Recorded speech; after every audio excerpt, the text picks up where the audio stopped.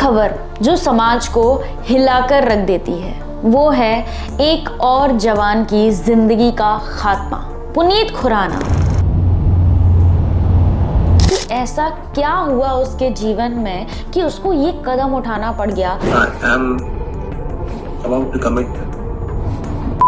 लेकिन तलाक के प्रोसेस के बीच में ही उसकी पत्नी और ससुराल वाले नई शर्तों और पैसे की मांग करने लगे। क्या चाहिए ये बता दो, चलो बाकी जो मर्जी करना वो करो, कोई दिक्कत नहीं। पहले तो नहीं अभी पहले तो धमकी दो कर लूंगा।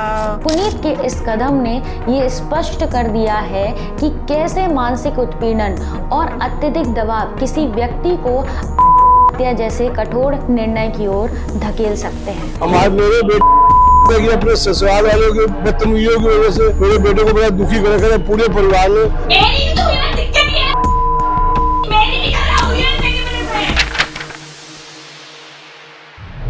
आज हम आपके लिए लेकर आए हैं एक ऐसी घटना जो अपने आप में कोई अलग नहीं है, बल्कि उन्हीं घटनाओं में से एक है जिन्होंने न जाने कितने लोगों की जान ले ली, जो हमें ये सोचने पर मजबूर करती है कि इंसानियत कहां से कहां जा रही है और साथ में सवाल करने पर भी मजबूर करती है हमारे लीगल और जुडिशियल सिस्टम पर। 31 दिसंबर की शाम को तकरीबन 4:30 बजे पुलिस को सूचना मिलती है कि मॉडल टाउन में कुछ अनहोनी हुई है, जिसको सुनते ही वो तुरंत त्रिलोकनाथ खुराना के यहाँ पर पहुँचते हैं। वहां पर पहुंचने के बाद परिवार वालों के द्वारा बताया जाता है कि उनके बेटे यानी पुनीत खुराना ने कर ली है। तो हमें लगा कि ठीक है, थोड़ा रिलैक्सिंग मोड में है, सो उठ जाएगा, नाश्ता कर लेगा। फिर 2-4 बार दरवाजा नहीं खोला, फिर हमने कुंडी तोड़ी, क्यों नहीं आवाज आ रही है अंदर से, देखा तो उसने अपने आप को हैंग कर लिया था। परिवार वालों ने बताया कि पुनीत देर रात घर आया था और दूसरे दिन दरवाजा ना खुलने पर और अंदर से कोई आवाज ना आने पर उन्होंने दरवाजा तोड़ दिया और दरवाजा तोड़ने पर उन्होंने ये पाया कि उनके बेटे ने डाली थी। पुलिस ने पुनीत के कमरे की छानबीन की और इन्वेस्टिगेशन के लिए उसके फोन को सीज कर लिया। तो आइए जानते हैं कि ऐसा क्या हुआ उसके जीवन में कि उसको ये कदम उठाना पड़ गया और उसने अपने जीवन का अंत कर दिया। पुनीत खुराना एक 40 वर्षीय व्यवसायी था जो कि दिल्ली के मॉडल टाउन में रहता था, जो कि बुडवॉक्स कैफे और फॉर गॉड्स केक बेकरी का मालिक भी था। उसकी पत्नी का नाम मनिका पहवा था। वो दोनों कॉलेज से ही एक साथ में थे। उनकी शादी 2016 में हुई थी, यानी कि शादी को 8 साल हो चुके थे। हालांकि शादी होने के बाद भी उनकी जिंदगी खुशहाल नहीं थी। उनकी नोकझोंक और मनिका का गलत व्यवहार शादी के 3-4 महीने में ही स्टार्ट हो गया था। पुनीत का परिवार मनिका के व्यवहार को देखते हुए वो उनसे कुछ नहीं कहते थे। हालांकि मनिका की भी पुनीत के परिवार से कोई खास बातचीत नहीं होती थी। कुछ समय पहले ही पुनीत और मनिका ने म्यूचुअल अंडरस्टैंडिंग से डाइवोर्स फाइल किया था। अब इस बात को आगे बताने से पहले आपको एक और पहलू बता दिया जाए। पुनीत के पिता ने उसकी शादी के पहले ही रोहिणी सेक्टर 21 में एक प्लॉट लिया था। मनिका के पिता और पुनीत के पिता की जान पहचान हो गई थी और मनिका के पिता ने कहा कि वो उनके उस प्लॉट पर मकान बना देंगे। अब चूंकि वो दोनों साथ में पढ़ते थे और उनके बीच अच्छी बातचीत भी होती थी और पुनीत ने भी कहा, तो पुनीत के पिता मना नहीं कर पाए। अब पुनीत के परिवार के पैसों से जगदीश पहवा ने उनके प्लॉट पर मकान तो बना दिया, लेकिन साथ में कुछ समय बाद उन्होंने उस मकान को बेचने के लिए पुनीत के परिवार को राजी भी कर लिया। मकान बेचने के बाद उन लोगों ने ये कहते हुए पैसे भी मांग लिए कि उन्हें अभी ज़रूरत है और वो समय के साथ ब्याज सहित उन्हें वो पैसे लौटा देंगे। पूरे अमाउंट जो था वो था 1.65 करोड़ रुपीस और बिना लिखा पढ़ी के उन्होंने 30 लाख रुपए भी ले लिए। और ये सारा घटनाक्रम पुनीत की शादी के पहले का है। पुनीत के पिता के अकॉर्डिंग जो 1.65 करोड़ रुपीस थे और 30 लाख रुपए के अमाउंट और साथ में जो इंटरेस्ट था उसको मिलाकर 3.5 करोड़ की धनराशि उन्होंने ले ली थी। इसके बाद जब 7-8 महीने पहले मीटिंग हुई थी तो डिसाइड हुआ था कि मनिका के पिता उनको 2.25 करोड़ रुपए लौटा देंगे जो उन्हें वापस नहीं किए। 45 लाख रुपए तूने मेरा देना है, जो हिसाब कर गया था तू। 45 मैंने आपका नेट और मेरा मुझे नहीं पता 45 का क्या नेट, हमारा ये डिस्कस हुआ था फाइनल क्लोज कि 2 करोड़ रुपए आप मेरे को दोगे चाहे मैं मकान रखूं। बिल्कुल नहीं, मैंने तेरे लिए ध्यान से मैंने ये कहा था मकान तेरे नाम रजिस्ट्री करा देंगे, 45 लाख रुपए तूने देना है, वो मकान पे लगाएंगे, 6 महीने बाद तेरा अगर इतने पैसे शॉर्ट ना हुए बेच के पैसे। मेरे पास रिकॉर्डिंग है उसकी पूरी, अब इस बात से मुकर दोगे तो मेरे पास अभी इन चीजों का कोई वो नहीं है। दोनों का डाइवोर्स म्यूचुअल अंडरस्टैंडिंग से कोर्ट में फाइल हुआ था, मगर उन्हें क्या पता था कि यहाँ से बातें और बिगड़ जाएंगी और उनके बेटे को ये कदम उठाना पड़ जाएगा। पुनीत की सिस्टर ने बताया कि 30 सितंबर को डाइवोर्स का फर्स्ट नोशन साइन किया गया था, जिसमें उन्होंने मनिका की साइड की सारी शर्तें मान ली थी क्योंकि वो भी इस सब को जल्द से जल्द रिजॉल्व करना चाहते थे और मनिका के परिवार वाले भी वो पैसे और मकान देने के लिए राजी हो गए थे। मगर बातें वहां से खराब होना स्टार्ट हो गई जब दूसरे नोशन में मनिका और उनके परिवार वाले अपने वादों से मुकर गए जिस पर उन्होंने पहले साइन किया था। उन्होंने अपनी मांगे भी बढ़ा ली और साथ में बहुत ज़्यादा चीज़ें डिमांड करने लग गए, जैसे कि उन्होंने कहा कि वो मकान के पैसे नहीं लौटाएंगे और साथ में दोनों साइड के जो इन्वॉल्व्ड लॉयर्स हैं उनकी फीस भी पुनीत का परिवार ही भरेगा। इसके साथ भी उन्होंने ये कहना स्टार्ट कर दिया कि वे पुनीत और उनके परिवार को सड़क पर ले आएंगे और उनका सब कुछ छीन लेंगे। आपको क्या दिक्कत? तुम्हें नहीं करना चाहते थे ना तो तेरे घर के सबके नंबर है, सबका सबका एड्रेस है, मैं जाऊंगी। हाँ, सबको लेकर आऊंगी और ढिंडोरा पीट के आऊंगी तेरी गली के अंदर। बिल्कुल एनी डे तुझे ओवर कॉन्फिडेंस से बैठा ना फटेगी तेरी एक दिन, रोइयो फिर फोन पे। धीरे धीरे चीजें इतनी ज्यादा खराब हो गई कि इसका नतीजा ये हुआ कि पुनीत को बहुत ज्यादा मेंटल प्रेशर फील होने लग गया। वो बहुत ज़्यादा परेशान रहने लगा। पुनीत की मदर ने भी बताया कि वो बहुत ज़्यादा परेशान रहता था और सब कुछ अपने अंदर ही रखता था। वो ये फील कर पा रही थी कि पुनीत बहुत ज़्यादा परेशान दिखाई देता है और उसके साथ कुछ भी सही नहीं हो रहा है। पुनीत के घर वालों के हिसाब से वो देर रात 3-3:30 बजे घर वापस आया था और घर वापस आते ही उसने अपनी पत्नी को फ़ोन लगाया था। शायद वो ये जानना चाह रहा था कि उसकी बीवी आखिर चाहती क्या है। क्या थी ये बता दो सिर्फ, बाकी जो मर्जी करना वो करो, कोई दिक्कत नहीं। पहले तो नहीं अभी पहले तो धमकी दो कर लूंगा और घर छोड़ के चला जाऊंगा, बिजनेस ले लूंगा, पूरा कर लूंगा, वो कर लूंगा, शक्ल नहीं दिखाऊंगा, ये सब करो। हाँ, that is of no, these all talks are not no use. You only used to do this. You only used to do this, sir. Once we have agreed on something, I am now backing off. Seeing your reality, you don't deserve it. Puneet ने ये call record कर ली थी। पुनीत के परिवार वालों ने जब ये कॉल रिकॉर्डिंग मीडिया में शेयर की तो उसमें ये साफ साफ सुना जा सकता है कि वो अपनी बीवी से ये पूछ रहा है कि आखिर वो चाहती क्या है और इसके जवाब में मनिका ने उससे गाली गलौज की और साथ में बदतमीजी से बात भी की। पुनीत को इतना ज़्यादा मेंटली हरास कर दिया गया था कि उसके सामने सारे दरवाजे बंद हो गए थे। मनिका पुनीत को बोलती थी कि हिम्मत है तो खुदकुशी कर ले, मैं तेरे परिवार को कहीं का नहीं छोड़ूंगी। मनिका ने जब कोर्ट के सामने कही बात को नहीं माना तो फिर वो और क्या ही बात मानेगी।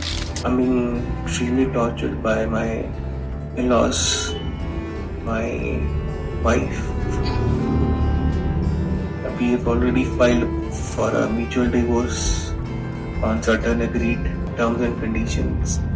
But my in-laws, my wife, they are already pressurizing me to new set of conditions which are beyond my scope. Puneet ने खुदकुशी करने से पहले 59 मिनट्स का एक वीडियो बनाया जिसमें उसने बताया कि ये उसका फाइनल स्टेटमेंट है और उसने ये भी बताया कि वो अपने माँ बाप को अब और ज़्यादा परेशान नहीं करना चाहता।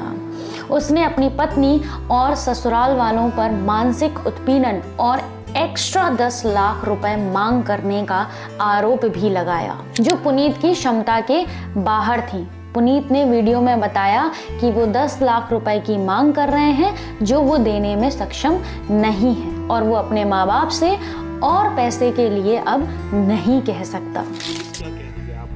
पुलिस की तरफ से अभी तक हमें कोई हेल्प नहीं मिली है। हमने रात को उनकी बहुत गिनती करी, हम उनके पाँव में गिर गए, मेरे पापा गिर गए, मैं गिर गई, उनकी मिन्नतें कर ली कि हमें रिकॉर्डिंग सुना दी उन्होंने, हमें भी रिकॉर्डिंग करने दो, हमें भी देखने दो, वो नहीं माने। हालांकि पुनीत का ये वीडियो मीडिया के सामने नहीं आ पाया है और साथ में पुनीत की फैमिली ने भी ये इल्ज़ाम लगाया है कि उनको तक ये वीडियो नहीं दिखाया गया है। As part of investigation Puneet का फ़ोन जो है वो सीज कर लिया गया था। हालांकि इस वीडियो के कुछ क्लिप्स मीडिया में ऑलरेडी वायरल हो चुके हैं। देर रात तक घर आना और परिवार वालों का ये सोचना कि देर में घर आया है तो देर में सोकर उठेगा, पर परिवार वालों को क्या मालूम था कि उनके घर का चिराग सुबह नहीं देख पाएगा, ये सोचकर भी रूह कांप जाती है। पुनीत के परिवार के मुताबिक वो एक सेंसिटिव और हार्ड वर्किंग आदमी था, लेकिन कुछ दिनों से अंदर ही अंदर टूट रहा था। हर दिन वो एक अजीब से तनाव में रहता था। पुनीत की माँ के मुताबिक वो कहता था कि अम्मा मुझसे नहीं हो रहा है। सोचिए एक माँ के लिए ये कहना कितना पेनफुल होगा कि उसका बेटा अंदर ही अंदर मर रहा है और वो कुछ नहीं कर पा रही है। मैं पुलिस प्रशासन इतना रिक्वेस्ट करता हूँ, मेरे हमारे साथ इंसाफ होना चाहिए, पूरी कार्रवाई होनी चाहिए बिना किसी दबाव के। मैं बहुत ज्यादा परेशान हूँ, एक ही बेटा था, बताओ मेरी जिंदगी कहाँ, 70 साल की मेरी उम्र है, अब मैं कहाँ जाऊँ बताओ। पुनीत के परिवार ने उसकी पत्नी और उसके ससुराल वालों के खिलाफ हत्या के लिए उकसाने का मामला दर्ज करने की गुहार लगाई है। पुलिस ने वीडियोस और सभी साक्ष्यों की जांच तो शुरू कर दी है, लेकिन अभी तक कोई भी एक्शन नहीं लिया गया है। हालांकि पुनीत की बॉडी का क्रेमेशन हो चुका है, फिर भी एफआईआर अभी तक रजिस्टर नहीं करी गई है। एफआईआर क्या कर रहे हैं, कौन सी धारा में कर रहे हैं, सबसे मेन मुद्दा है ये कि एफआईआर कौन सी धारा में की जा रही है, जिस पे हमारे को संशय है कि एफआईआर ये कहीं ना कहीं दिक्कत आएगी बनने में। पहले पुलिस ने बोला था कि पोस्टमार्टम हो जाएगा, उसके बाद एक्शन लिया जाएगा, लेकिन उसके बाद भी अभी तक कोई एक्शन नहीं लिया गया है। मनिका की फैमिली यानी पहवा फैमिली पर भी अब कई सारे सवाल खड़े किए जा रहे हैं। लोगों का कहना है कि उनकी फैमिली मॉडल टाउन में काफ़ी बदनाम है। सेम दिक्कत इसी थाने में उसका जो बड़ी बेटी है जगदीश पावा की, उसकी बड़ी बेटी के हस्बैंड जो बड़ा दामाद है, इसी थाने में कंप्लेंट दर्ज है। अटेम्प्ट टू मर्डर का केस उसने डाल रखा है अपने ससुर पे। तो आप ये देखें कि ये फैमिली किस हिसाब की है। मीडिया से बात करते हुए पुनीत के जीजा ने बताया कि मनिका की बड़ी बहन का हस्बैंड जॉब में है, लेकिन वो मीडिया से दूर रहना चाहता है, लेकिन उनकी पूरी हेल्प करेगा। और मनिका के परिवार वालों ने उसके हस्बैंड को भी बहुत परेशान कर रखा है। जहां वो पुनीत से डाइवोर्स के बाद 70,000 रुपए महीने की डिमांड कर रहे हैं, वहीं उसके बड़ी बहन के पति से डाइवोर्स के बाद 1.5 लाख रुपए महीने की डिमांड कर रहे हैं और उसकी प्रॉपर्टी भी हड़प रखी है। जब वो घर आता है तो उसके साथ भी गाली गलौज करते हैं। ये पूरा मामला समाज में मानसिक स्वास्थ्य और वैवाहिक विवादों के प्रभाव पर गंभीर प्रश्न उठाता है। पुनीत के इस कदम ने ये स्पष्ट कर दिया है कि कैसे मानसिक उत्पीड़न और अत्यधिक दबाव किसी व्यक्ति को जैसे कठोर निर्णय की ओर धकेल सकते हैं। Section 498A of Indian penal code domestic violence और एंटी डाउरी लॉज का एक इम्पॉर्टेंट हिस्सा है, जो ओरिजिनली विमेन को प्रोटेक्शन देने के लिए बनाया गया था। लेकिन सुप्रीम कोर्ट ऑफ इंडिया ने कई बार अपने जजमेंट में इस बात को हाईलाइट किया है कि इस एक्ट का मिसयूज हो रहा है। कई केसेस में ये देखा गया है कि कई सारी फीमेल्स इस लॉ का गलत इस्तेमाल करके अपने हस्बैंड और उनकी फैमिलीज को अननेसेसरली टारगेट कर रही हैं। ये मिसयूज सिर्फ लीगल सिस्टम को ओवरलोड नहीं कर रहा है, बल्कि इनोसेंट मैन और उनकी फैमिलीज के लिए एक ट्रॉमेटिक एक्सपीरियंस बन गया है। और ऐसे में ऐसी सिचुएशन में जो असली विक्टिम्स होते हैं उनके लिए जस्टिस और फेक केसेस को बैलेंस कर पाना, उनका मेंटेन करना एक बड़ा चैलेंज बन गया है। CDC के डेटा के अनुसार यूएस में करने वाले 80% लोग मर्द हैं और ये डेटा अपने आप में एक बड़ा सवाल उठाता है। Men are supposed to be strong, उन्हें रोना नहीं चाहिए, उन्हें अपनी फीलिंग्स को किसी के साथ शेयर नहीं करना चाहिए। ये एक ऐसी सामाजिक सोच है जो आदमी की इमोशनल हेल्थ को अनदेखा कर देती है। एक रिपोर्ट के मुताबिक ग्लोबली पुरुषों की करने का रेट महिलाओं के करने के रेट से 3 गुना ज़्यादा है और इसका रीज़न है शेम और फियर का जजमेंट। क्या हमारे समाज में इतनी संवेदना नहीं बची है कि एक इंसान की तकलीफ को समझ सकें? क्या हर एक इंसान को एक टैगलाइन देकर उसको वीक या स्ट्रॉन्ग बोल देना सही है? ये एक समस्या है जो हर जगह कॉमन है कि मेंस की मेंटल हेल्थ पर केवल बात करना अपने आप में एक टैबू होना। एक दूसरी रिसर्च के अनुसार मर्द कभी अपनी इमोशनल प्रॉब्लम्स के बारे में कभी ओपनली बात नहीं करते क्योंकि उनको लगता है कि उनकी मैस्कुलिनिटी पर सवाल उठ जाएगा और ये एक साइलेंट एपिडेमिक है जो मर्दों की जिंदगी ले रही है। अगर पुनीत जैसे लोग अपने इमोशंस को और अपने फीलिंग्स को किसी के साथ शेयर कर पाते तो शायद उनकी कहानी आज कुछ और होती। पुनीत खुराना और उन जैसे कई सारे मर्दों की कहानी और ये केस हमारे समाज का एक आईना है जो हमें हमारे समाज के असली चेहरे को दिखाते हैं। इस केस से हमें ये सीख मिलती है कि अगर कोई इंसान डिप्रेस्ड है तो उसकी मेंटल हेल्थ को इग्नोर करना कितना ज़्यादा डेंजरस हो सकता है। अगर आपके आसपास भी कोई ऐसा पर्सन है जो डिप्रेस्ड है या स्ट्रेस रहता है तो उनसे बात करें, उनका सपोर्ट करें, उन्हें समझें और अगर ज़रूरत पड़ती है तो प्रोफेशनल हेल्प लेने में उनकी मदद करें। आपको क्या लगता है कि इस मुद्दे पर हम समाज में किस तरीके से बदलाव ला सकते हैं? अपने विचार आप कमेंट्स में लिखो और हम सब मिलकर चर्चा करते हैं। पुनीत और अतुल जैसे लोगों के लिए अगर हम कुछ कर सकते हैं तो वही एक असली इंसानियत होगी। अगर आपको ये वीडियो पसंद आई हो और आप चाहते हैं कि ये आवाज़ दूर तक जाए तो वीडियो को लाइक करें, शेयर करें और इस चैनल को सब्सक्राइब करें और मिलते हैं अपने अगले वीडियो में नए मुद्दे के साथ। बहुत बहुत धन्यवाद।